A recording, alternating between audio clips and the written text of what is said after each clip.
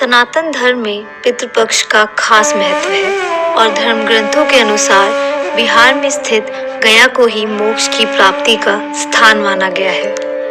इसलिए इसे मोक्ष नगरी व तीर्थों का प्राण कहा जाता है।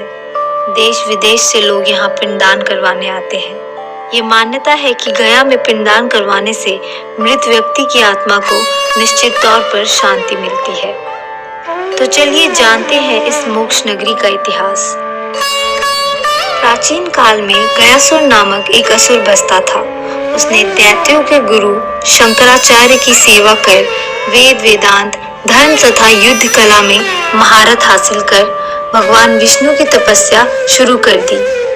उसकी कठिन तपस्या से प्रभावित होकर भगवान विष्णु प्रकट हुए और उसे वरदान मांगने को कहा। गयासुर ने यह वरदान मांगा कि भगवान जो मेरा दर्शन करे वह सीधे वैकुंठ यानी स्वर्ग में जाए और उसके सभी पापों से मुक्त हो जाए। भगवान विष्णु तथास्तु कहकर वहां से चले गए। भगवान विष्णु से वरदान प्राप्त करते ही लोग गयासुर का दर्शन और स्पर्श कर पूर्ण और मोक्ष की प्राप्ति करने लगे।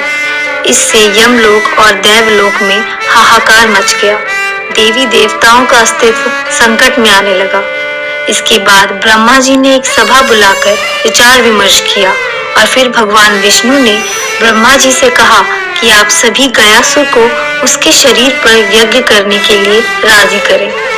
फिर ब्रह्मा जी गयासुर के पास गए और उससे कहा, मुझे यज्ञ करने के लिए स्थल की जरूरत है।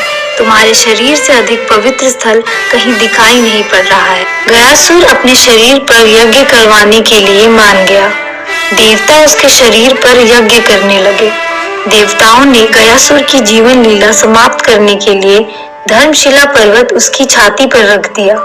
तब भी गयासुर अचल नहीं हुआ, वह जीवित रहा।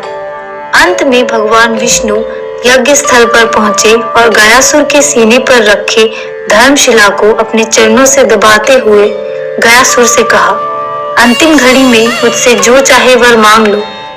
इस पर गयासुर ने कहा कि भगवान, मैं जिस स्थान पर प्राण त्याग रहा हूँ वो शिला में परिवर्तित हो जाए, उसमें मैं मौजूद रहूं। इस शिला पर आपके पवित्र चरण की स्थापना हो। साथ में जो इस शिला पर पिंड दान और मुंडन दान करेगा उसके पूर्वज तमाम पापों से मुक्त होकर स्वर्ग में वास करेंगे। जिस दिन यहाँ एक भी पिंड और मुंडन दान नहीं होगा उस दिन इस क्षेत्र का नाश हो जाएगा। वर देने के बाद भगवान विष्णु ने शिला को इतना कसकर दबाया कि शिला पर चरण चिन्ह बन गए। भगवान विष्णु के पद चिन्ह आज भी विष्णुपद मंदिर में मौजूद है। भगवान विष्णु के दिए गए इस वरदान के कारण पितरों का मोक्ष के लिए गया धाम में पिंड दान की परंपरा आज तक चली आ रही है। तो इस तरह गया बना मोक्ष की नगरी।